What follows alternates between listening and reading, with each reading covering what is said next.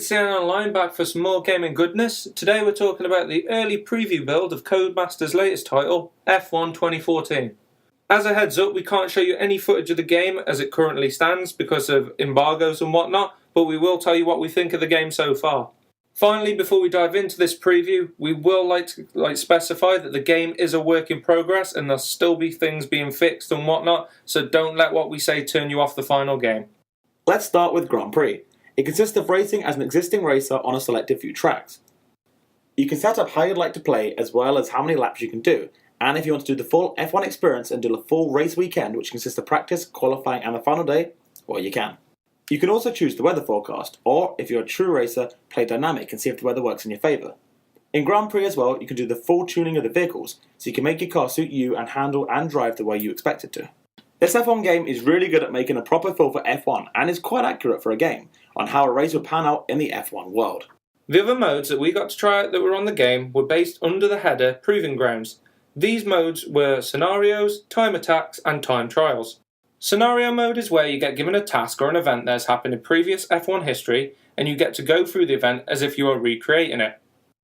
They have tabs within this mode that range from very easy up to very hard. They are really enjoyable if you're a big F1 fan and love to replay what's happened in history. Time Attack is where you race against ghost data that the computer or online players have set, and you have to beat that ghost to win and get the highest score on the leaderboards. If you don't win, you have to keep trying until you do. It's not a hard mode to understand, but can be very challenging to beat other players or the computer's data. If while racing you decide the ghost data is doing your head in and you need an upper hand and you decide to cheekily cut that corner, you might end up getting what is called a lap penalty. And these need to be avoided, otherwise the lap you're doing right then is invalid as ghost data and all your pro driving skills would end up going to waste and you have to wait till the next lap until your time starts again. Time Trials mode is like any other time trial mode on any other racing game. You just have to do that fastest lap and get people to try and beat it.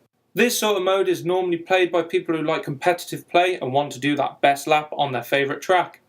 Like Time Attack, if you get a penalisation or they get a penalty on that lap, it makes it invalid. So try and drive like a pro instead of trying to cut them corners.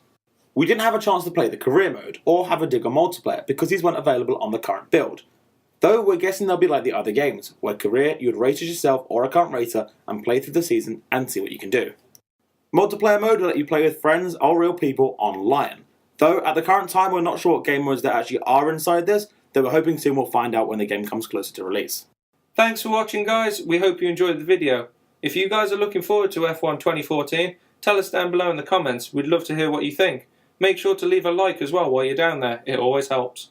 Also guys, if you're at Eurogamer Expo this weekend, it'd be great to see you. Give us a shout in the comments. We'll be around Saturday and Sunday recording some of the biggest titles and we'll have all the videos up at some point by the end of next week.